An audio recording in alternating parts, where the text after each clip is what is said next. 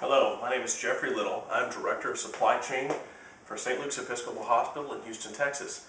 Today I'm going to talk to you about ISO 9001 and how we apply that to the hospital's supply chain. What is ISO? ISO, simply put, is a quality management system for a business. ISO is universally adaptable and is scalable to a business regardless of size or type. In this case, we're going to speak directly about hospitals and their supply chain management departments. ISO, simply put, at its root is just a framework. It's a framework that surrounds all of the activities of the entity, including the quality, your cost control and efficiencies, your infrastructure, your performance improvement, your people, your culture. Every aspect in the hospital is affected by the ISO standard. Why would we do ISO? Well, the biggest reason is it's much easier. Hospitals today are oftentimes accredited by one body or another, and this is how we were able to get funding from Medicare, Medicaid, and some of the other bodies out there. That certification either comes from the Joint Commission or the DNV. In this case, the ISO standard is a requirement of the DNV for certification for hospitals. But what they don't do is tell you exactly how you have to do it. They simply give you a framework to develop a methodology and give a guideline in which to do it successfully, rather than be prescriptive. Accreditation with DNV requires ISO certification within 3 years, and hospitals are moving away from the old prescriptive Joint Commission methodologies and moving to a little bit more flexible yet scalable model with the DNV. Currently in healthcare, we have entirely too many policies, and we end up looking like this poor fellow in this picture. One of the things that we have is we call policy gridlock. We have a voluminous number of policies. They often overlap. They're contradicting at times. And there's various policies and procedures that cover the same topic in all the different departments. This turns into a maintenance nightmare. The policies with ISO are less voluminous. They combine and consolidate and require you to do so, all of the overlapping policies into one. And they help you cut out all the redundancy.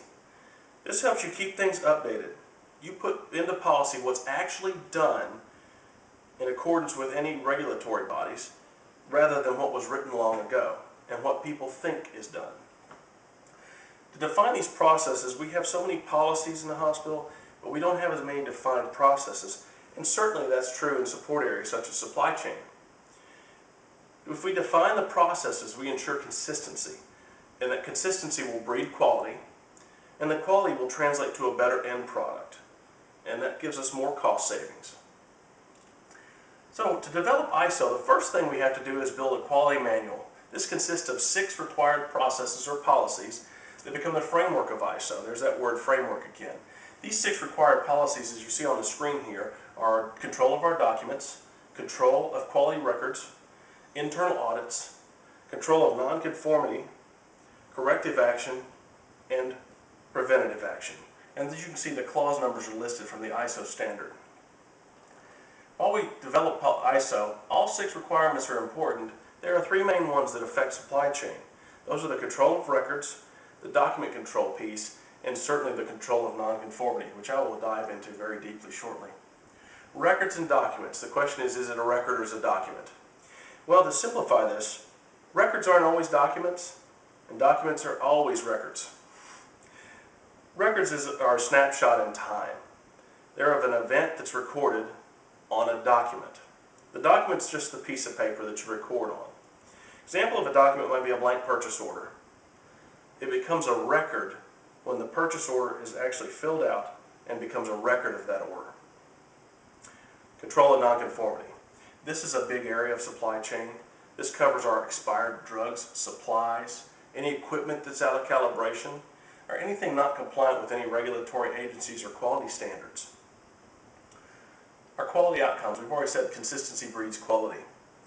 To get there, quality care is our ultimate goal, because at the end of the day, we have a patient to take care of.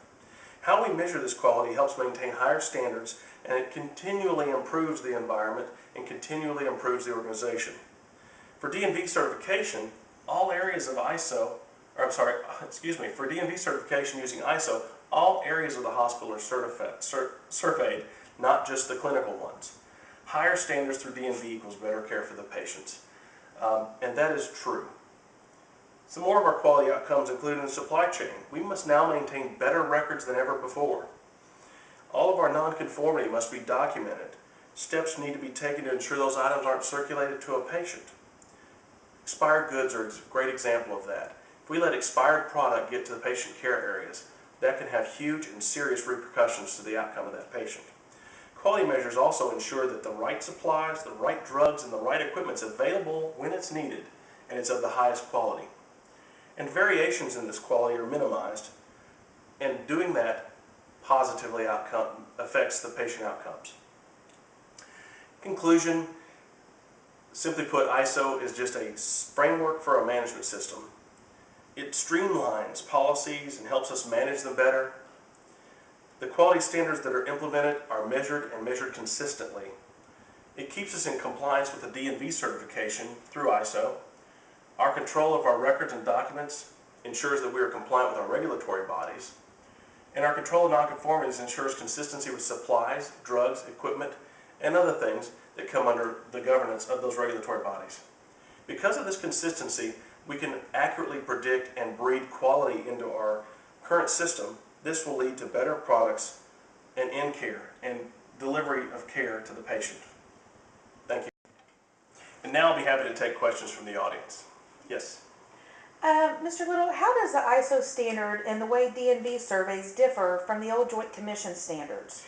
That's a great question. The biggest difference probably is the prescriptiveness that Joint Commission had over what ISO standard and D&V does. Also, the Joint Commission surveys always focused more on the clinical areas and really didn't touch much of the support services areas. D&V does that too, and obviously their main focus is on clinical and how we take care of a patient. But at the end of the day, D&V covers the entire organization, and they run on a 3-year cycle, a yearly survey, and in those 3 years they will have touched every area in the hospital and ensured that they are compliant with the ISO standard. Thank you. Next question. Mr. Little, what should you do if a non-conforming product is discovered? How would you handle that? That's a great question. That really relates into supply chain. There's 3 things that ISO says that you must do, or you can. There's 3 actions that you can take whenever you find a nonconformity, no matter what the nonconformity is.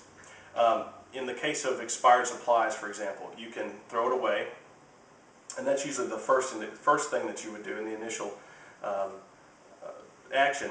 But in addition to throwing it away, you can also authorize the use of the nonconforming product anyway, or you can fix the nonconformity. Another example of that, we did the throw it out, which would be in the case of supplies. In the case of using it anyway, would be a good example is whenever a patient orders from a room service menu from dietary and they get lime jello instead of the strawberry jello that they ordered. That is a nonconformity, but the patient may choose, I'll go ahead and eat the lime jello even though I ordered the strawberry. You can use it anyway. There's nothing wrong with it. It's just nonconforming to what the patient requested. And the final thing is to fix it. That comes into play mostly with biomedical equipment and hospital equipment, whereas obviously if something's broken, we're going to send it down to the repair shop to be fixed, and put it back into service, calibrated properly according to the ISO standard, and back to patient care. Thank you. Thank you all for your time.